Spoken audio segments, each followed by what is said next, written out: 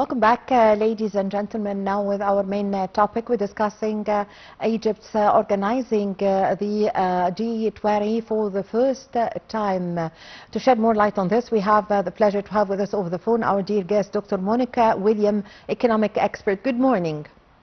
Good morning. Well, Dr. William, how do you see the importance of Egypt's organizing and holding the meeting of the G20 despite it's not a member of the group?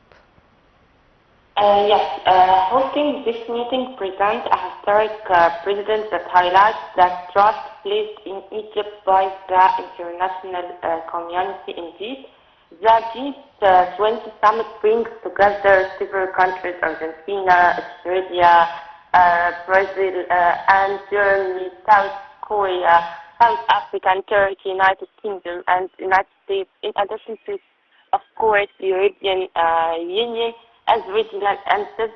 This group represents about 2/3 of the world's population and around 85% of global economic output. So Egypt isn't a member, as you mentioned, of the G20. However, this meeting in Egypt, given its critical regional role and its importance in economic and development issues, particularly in Africa and Middle East. So it underscores Egypt's growing credibility as a bridge between a global north and south.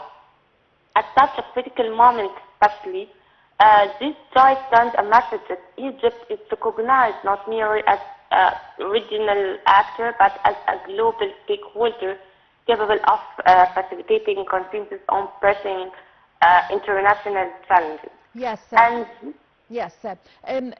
Could you shed more light on choosing Egypt? What does this reflect about Egypt's growing global role in the international arena? Yes, Egypt is a direct acknowledgement of Egypt's expanding influence in shaping international debates. For instance, amid attempts to undermine Egypt's regional role, the fact that world powers are gathering in Egypt affirms Egypt's instability. It reflects a transformation from being just participant in global forums to being a company offering a neutral and credible platform for dialogue as a solution for global challenges.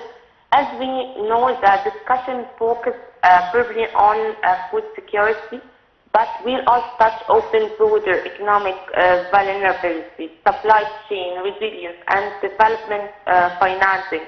These issues are particularly urgent given the combined effects of geopolitical conflicts and to climate change and inflationary pressures that affect the developing economy. And please let me mention, and on the economic aspect, it affects to Egypt accordingly. According to CAPMAS, for instance, in 2024, which issued a statement on economic relation between Egypt and G20 countries, data showed that the value of trade exchange between Egypt and G20 countries rose to $61 billion during the first 9 months of 2024, compared to $55 billion during the same period in 2024. So it's the effect on the Egyptian as a global, as a regional actor, and on economic level, it have a unique impact indeed.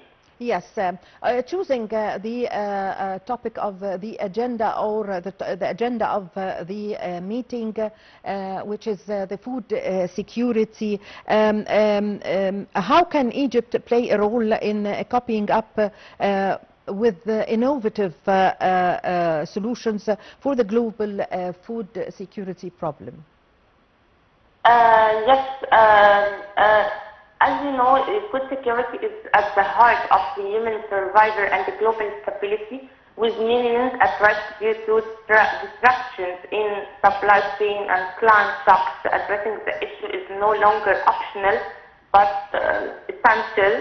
The G20's decision to prioritize food security demonstrates the recognition that without tackling hunger and agricultural vulnerability, broader global stability, economic and political cannot be achieved. And for Egypt, as we see yesterday, as the discussions at Egypt took course that allocates 20% of its budget to food security. Food stability programs in the country serve more than 60 billion citizens with 165 billion allocated to support essential commerce. So this the Kaful and Karama program covers around 5 million families according to the Ministry of Finance. So the showcase of Egypt's experience is a very critical and a very brilliant point in this regard. Yes. How can this meeting, or what are your expectations concerning the discussions and the outcome of this meeting and the recommendations? The coordination reflects and it's expected to set a roadmap for collective action, balancing emergency measures with long-term structural reform. For Egypt, ensuring that this deliberation integrates the perspective of developing countries will be a diplomatic achievement. So the outcome could reinforce the issue on the global level. Yes. I thank you very much for your time. Thank you for your valuable information. Dr. Monique William, economic expert. Ladies and gentlemen, a short break and I'm going to be back with you.